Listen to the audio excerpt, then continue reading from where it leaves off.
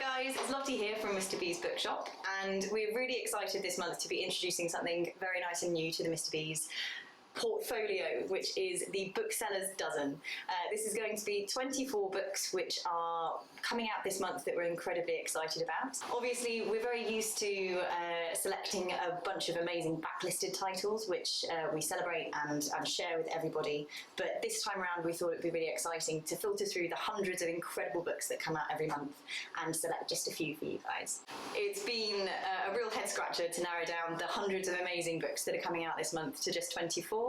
So obviously this list isn't exhaustive, and if you want more recommendations or you just want to chat books with us, get in touch either online or over the phone, and hopefully when we're open again a little bit later on in the year you can come in and chat to us in person. This is going to be both a physical leaflet which you can take away from the shop when we're open again, which hopefully will be very soon. We've also got a digital copy which we're going to put, there'll be numerous links in different spaces, there'll be links below, and you'll be able to find it on our website, and we'll send it around through our newsletter as well. When the shop is open again, we'll have a rolling bay which will celebrate these books, which will have loads of them which are coming out this month, and ones from the previous months as well, which we're really enjoying. The books which we've selected are going to be really diverse, both in genre and in representation, so we've got everything from crime thrillers to children's fiction as well, and a bunch of amazing non-fiction titles too. Like I say, normally it's 24 books, but just for the video we're going to chat about 5 books which we're really excited about, and you'll be able to browse the whole list and a bunch more on Mr. B's website. The first book which I'm going to talk about is a book called Transcendent Kingdom by Yassi. I absolutely adored it, I've read it myself, and was very excited to delve into another book by Yassi, who wrote the incredibly successful and beautiful Homegoing. This book is about a Ghanaian-American family, and you follow the young daughter Gifty as she goes through her life and experiences the trials and tribulations of being a migrant in the Deep South. We follow Gifty in her career as a neuroscientist as she studies the science of addiction.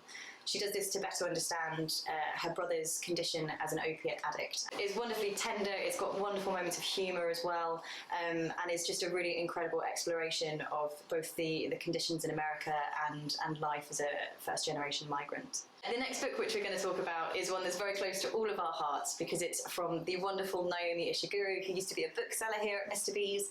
It is her first novel. She's released a set of short stories a few years ago, but this is her first novel that she's released. The book is called Common Ground, and it follows 2 young boys from very different backgrounds as they navigate growing up and their coming of age into adulthood. It's also a really insightful look at concepts around the Romani population and nationalism, and it explores all of these themes but remains uplifting and beautiful story. The next book that we want to talk about is something quite different.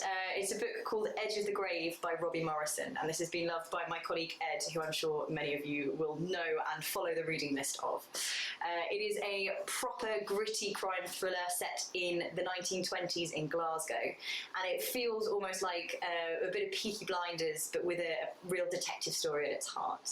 The book examines different criminal gangs and their affiliations with different religions throughout the city, but the real story is sparked when a body is dragged up from the bed of the Clyde, and the 2 detectives that are looking into the case you find a little bit more about, and their dark and gritty pasts. The book's got a great sense of place and is an incredibly transportive novel that will whisk you away to the gritty underbelly of 1920s Glasgow.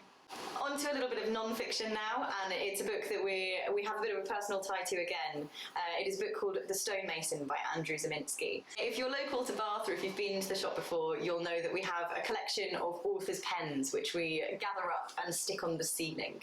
Andrew, being a stonemason himself, didn't give us a pen but gave us a chisel, which is rather, you know, with safety in mind, we have stuck above platforms so that no passers-by will be struck by it if it ever falls from the ceiling. Zaminsky has been a stonemason his whole life, and he takes us through his career, travelling through different sites, all the way from the Roman baths locally to Gainsborough's tomb in Kew. There are numerous anecdotes, but he also looks at the craft and the history behind different sites that he's explored through his work. It's a fascinating book which explores a craft which has been around since the dawn of time. The last book that we want to talk about is one that a load of people in the team are getting really excited about, which is a children's book for middle grade called City of Rust by Gemma Fowler. This is an amazing sci-fi adventure which features drone races and robotic geckos, and quite frankly, it's one that's going to be not just for the kids, but for the adults as well.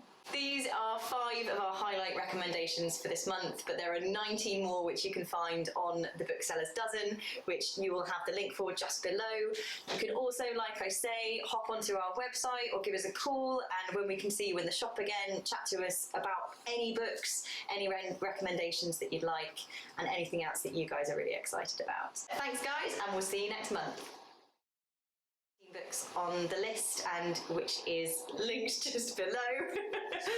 I should do that again because I'm chuckling through it. Chuckling through it. I'll never be a movie star.